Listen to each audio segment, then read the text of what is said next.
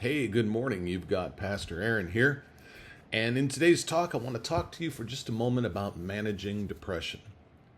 I once heard an illustration that seems to sum up the battle that many have with depression. Imagine going out to your yard with a shovel and turning over one shovel blade full of dirt. You've got a small hole, but it's very manageable.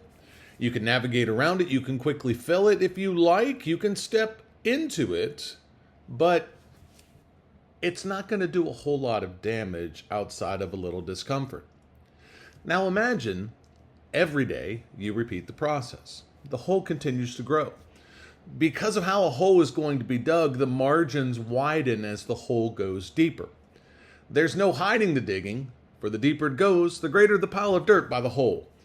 In the light, you may be able to navigate around it, but in the darkness, the hole invades your thoughts and it compromises your safety. You often think of filling it, but you haven't resolved why you began to dig it to begin with. So you've got a two-pronged problem. Why do I continue to dig this hole? And secondly, why don't I fill it in?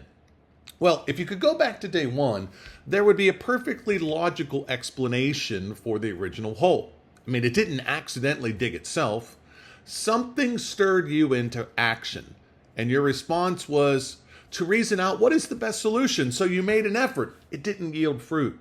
Well, maybe tomorrow was your response. You did it again to the same outcome. Now you're invested. Maybe my plan will work out if I just try a little more or if I work a little harder.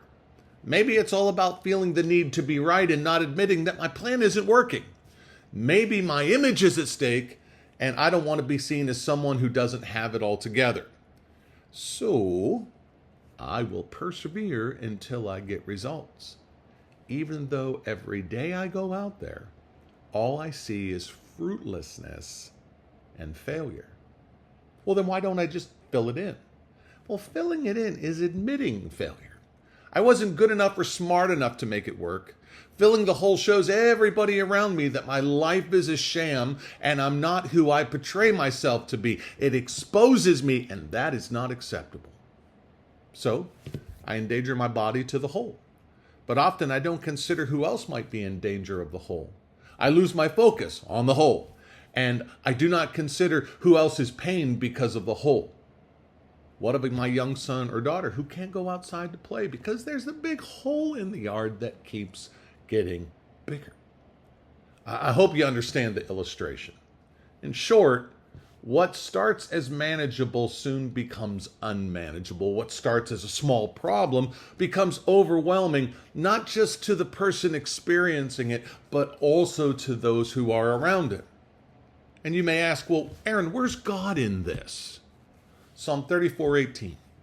The Lord is close to the brokenhearted and saves those who are crushed in spirit. Now, the first thing I want you to see is that God is not up in heaven wagging his finger at you because you let the hole get so deep and so wide. In short, God is sitting in the driveway with a backhoe, waiting for the invitation to drive into your yard and to hand you the keys to fill the hole. He doesn't deliver and run. See, he'll stay to coach you through backhoe training, and he'll even instruct you in proper fill techniques. Hebrews 13:5-6. Never will I leave you. Never will I forsake you. The Lord is your helper, and you need not be afraid. Now, about why you started digging. Before he fills that hole in, he'll troubleshoot with you. He'll ask the wise to come up with the solution.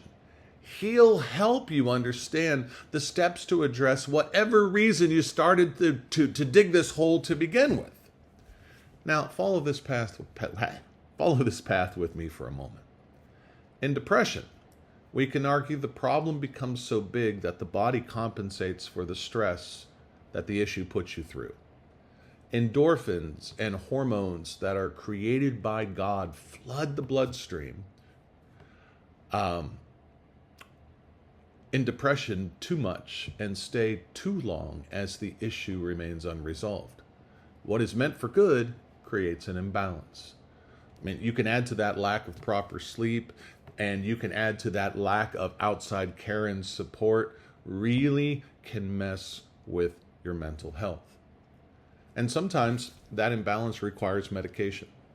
And sometimes it requires you to work the problem. But many times it's both.